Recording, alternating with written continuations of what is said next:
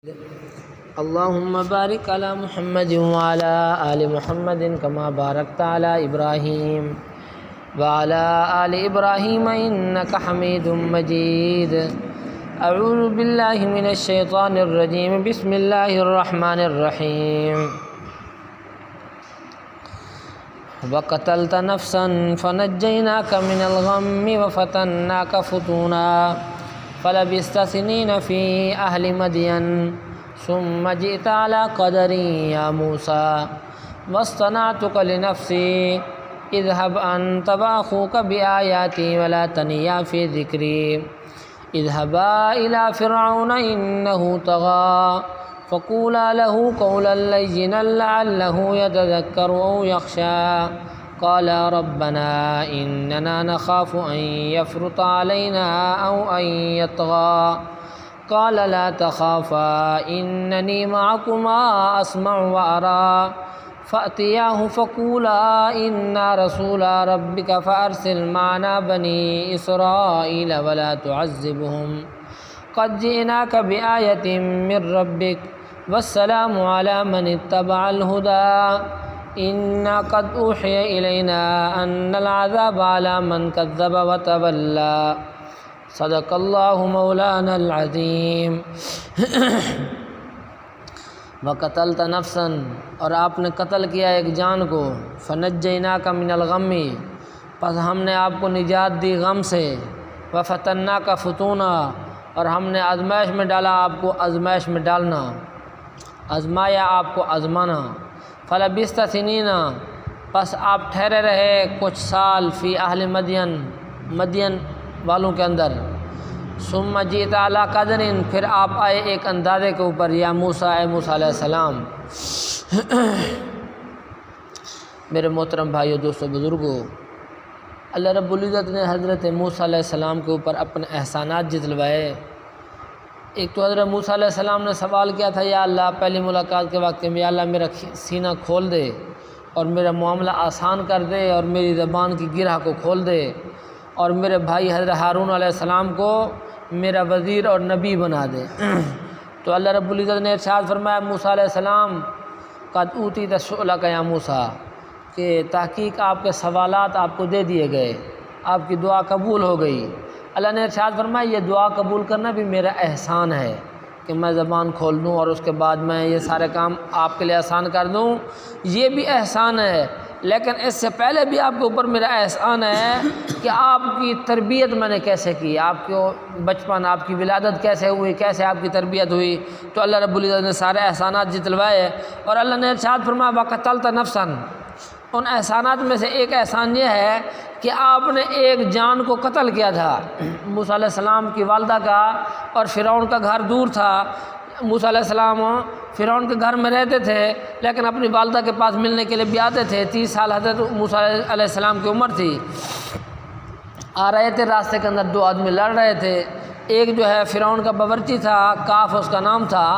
تو وہ جو ہے بنی اسرائیلی جو حضرت موسیٰ علیہ السلام کی قوم میں سے تھا، اس کو کہہ رہا تھا کہ یہ گٹھڑا لکڑیوں کا اٹھاؤ اور فرعون کے، یعنی کہ وہ جو اپنا باورچی خانہ ہے اس کے اندر رکھ دو. وہ کہہ رہا تھا کہ نہیں، مجھ سے نہیں اٹھایا جا سکتا. تو موسیٰ علیہ السلام جب سامنے سے گزرے تو بنی اسرائیلی نے موسیٰ علیہ السلام کو بلایا اور کہا کہ موسیٰ علیہ السلام، آپ ہمارا فیصلہ کریں.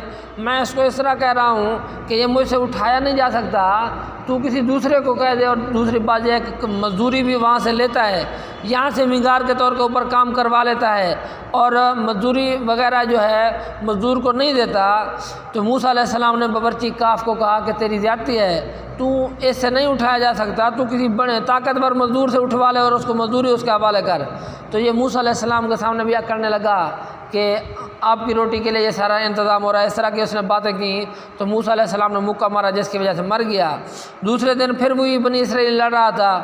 دوسرے دن حضرت موسیٰ علیہ السلام نے اس کو کہا کہ لگتا ہے تو شرارتی آدمی ہے، ہر کسی سے لڑتا رہتا ہے.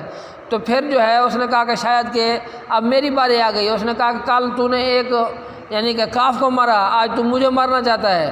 تو حضرت موسیٰ علیہ السلام کو پتہ چل گیا لوگوں کو کہ کاف کا قتل موسیٰ علیہ السلام نے کیا. پھر اس کے بعد مشورہ ہوا. مشورے کے اندر فرعون نے کہا کہ موسیٰ علیہ السلام کو پکڑ کر جو ہے قتل کر دو. تو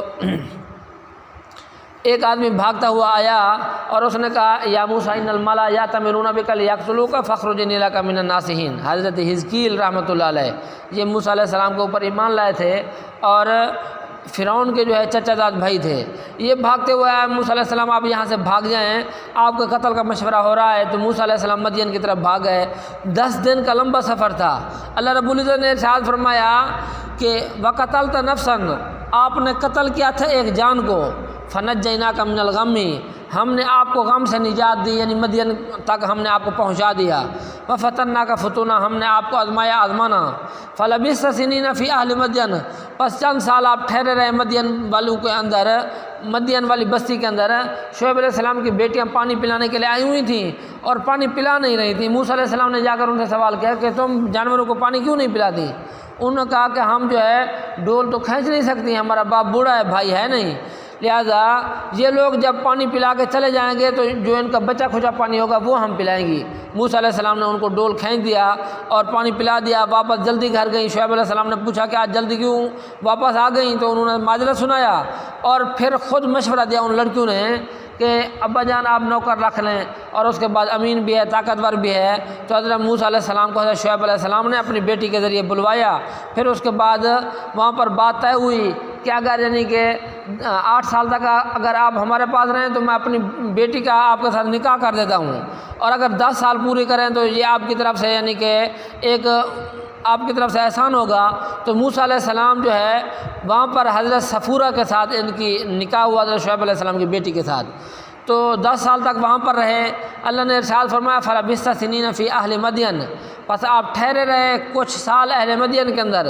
ثُمَّ جِئْتَ عَلَىٰ قَدْرٍ يَا موسیٰ، پھر آپ آئے ایک اندازے کے اوپر آئے موسیٰ علیہ السلام، کیونکہ راستہ بھول گیا تھا، 10 سال کا لمبا سفر عرصہ تھا، تو حضرت موسیٰ علیہ السلام اندازے کے اوپر مصر واپس آئے۔ وَاصْطَنَعْتُكَ لِنَفْسِي، ہم نے آپ کو چن لیا اپنی ذات کے لیے۔ موسیٰ علیہ السلام واپس آ رہے تھے، درمیان میں کوہ طور کے اوپر اللہ رب العزت نے نبوت عطا فرمائی۔ 10 سال پورے ہو چکے تھے، 40 سال کا عرصہ مکمل ہو چکا تھا۔ 40 سال کی زندگی کے اندر اللہ رب العزت نے نبوت عطا فرمائی۔ اللہ نے ارشاد فرمایا کہ میں نے آپ کو چن لیا اپنی ذات کے لیے۔ اذهب انت واخوك بآیاتی ولا تنیا فی ذکری، آپ بھی جائیں اور آپ کا بھائی بھی میری نشانیوں کے ساتھ میری نشانیاں لے کر جائیں، ولا تنیا فی ذکری، اور میرے ذکر کے اندر سستی نہ کریں، ہر وقت اللہ کا ذکر کرو، ذکر کے اندر سستی نہ کرو۔ اذهبا الی فرعون، تم دونوں جاؤ فرعون کی طرف، انہ طغی، بے شک اس نے سرکشی کی، فرعون نے سرکشی کی، انا ربکم الاعلیٰ کے دعوے کرتا ہے، انہ کان عالیا من المسرفین، وہ متکبر ہے اور حد سے بڑھنے والا ہے، لہذا تم فرعون کی طرف جاؤ۔ فقولا لہ قولا لینا، بس تم دونوں اس کو کہو نرم بات، لعلہ یتذکر، شاید کہ وہ نصیحت حاصل کر لے، او یخشی، یا وہ ڈر جائے۔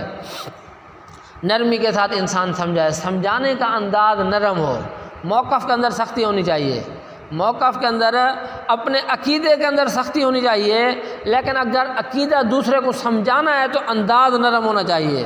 تو اللہ رب العزت نے ارشاد فرمایا کہ اس کو نرم بات کرو، شاید کہ وہ نصیحت قبول کر لے، مسلمان ہو جائے، اور یخشا، یا اللہ کے عذاب سے ڈر جائے، ظلم کرنا چھوڑ دے۔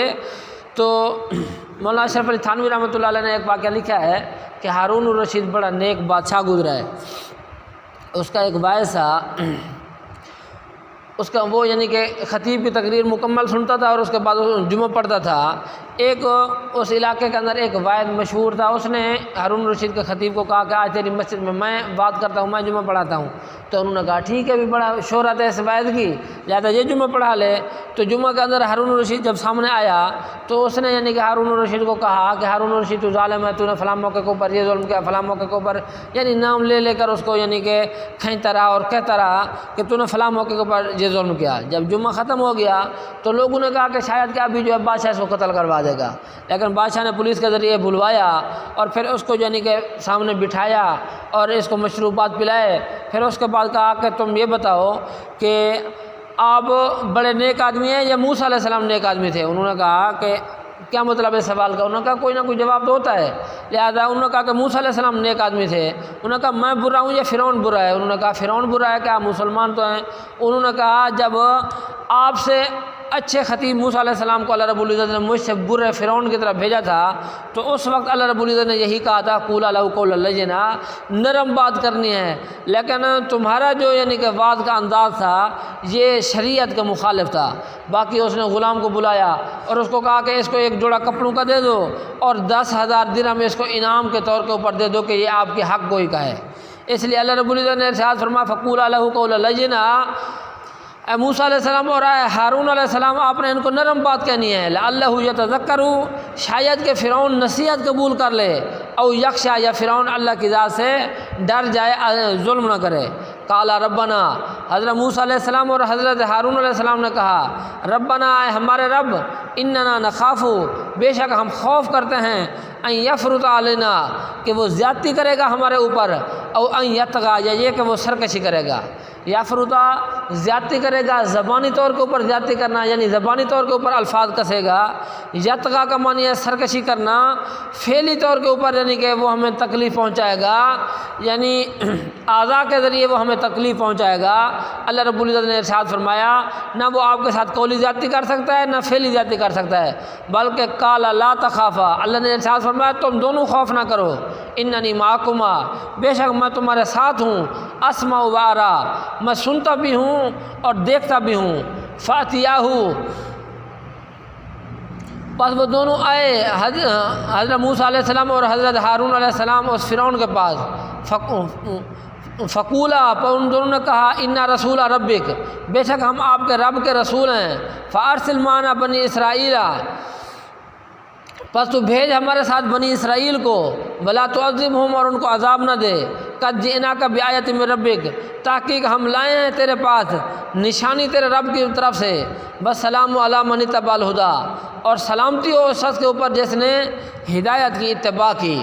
تو اللہ رب العزت نے ارشاد فرمایا کہ تم دونوں جاؤ اور فرعون کو کہو کہ ہم تیرے رب کے رسول ہیں، لہذا ہم تیرے پاس اس لیے آئے ہیں کہ بنی اسرائیل کو ہمارے ساتھ بھیج دے۔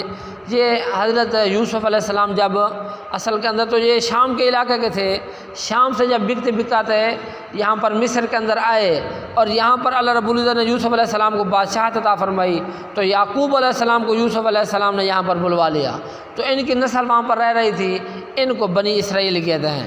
لہذا جب فرعون کی بادشاہت آئی اس نے کہا کہ یہ وہاں سے بنی اسرائیلی یہاں پر شام سے آ کر مصر میں ہمارے پاس یہ حکومت کرنے لگ گئے، انہوں نے ان ساری قوم والوں کو جو یعقوب علیہ السلام کے بیٹے کی اولاد تھی ان سب کو غلام بنا لیا، اور اس کے بعد ان سے بڑے بڑے سخت کام لیتا اور مزدوری نہ دیتا۔ تو اللہ نے ارشاد فرمایا تم ان کو کہو کہ لا تعذبہم، بنی اسرائیلیوں کو عذاب نہ دے، قد جئناک بآیۃ من ربک، تحقیق ہم لائے ہیں تیرے پاس نشانی تیرے رب کی طرف سے۔ معجزہ تھا، لکڑی ڈالتے تھے وہ یعنی کہ سانپ بن جاتا تھا، اور اس کے بعد گریبان کے اندر ہاتھ مارتے تھے روشن ہو کر نکلتا تھا۔ تو اللہ نے ارشاد فرمایا کہ جئناک بآیۃ من ربک، تحقیق ہم نشانیاں لے کر آئے تیرے رب کی طرف سے، والسلام علی من اتبع الہدی، اور سلامتی ہو اس شخص کے اوپر جس نے ہدایت کی اتباع کی۔ کافر کو سلام کرنے کا طریقہ یہی ہے کہ السلام علی من اتبع الہدی کہنا چاہیے، اگر وہ بھی السلام علیکم کہے تو جواب میں وعلیکم السلام علی من اتبع الہدی کہنا چاہیے۔ لہذا اللہ نے ارشاد فرمایا کہ اس کو کہو کہ سلامتی ہو اس شخص کے اوپر جس نے اتباع کی، ہدایت کی۔ انا قد اوحی الینا، تحقیق ہمارے اوپر وحی کی گئی ہے، ان العذاب، بے شک عذاب، علی اس شخص کے اوپر ہے من کذب، جس نے جھٹلایا، وتولی، اور انکار کیا۔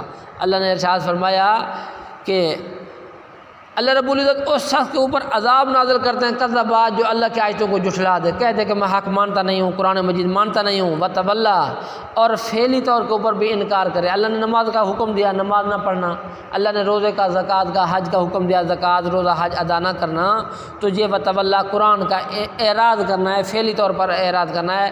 تو اللہ نے ارشاد فرمایا جو انسان جھٹلاتا ہے، زبانی طور کے اوپر کہتا ہے کہ میں اس کو یعنی کہ میں قرآن کو سچا نہیں سمجھتا، یا وتولی، یا اس کے کام قرآن کے مخالف ہیں، تو ان لوگوں کے اوپر اللہ رب العزت عذاب نازل کرتے ہیں۔ اللہ سے دعا ہے اللہ عمل کرنے کی توفیق عطا فرمائے۔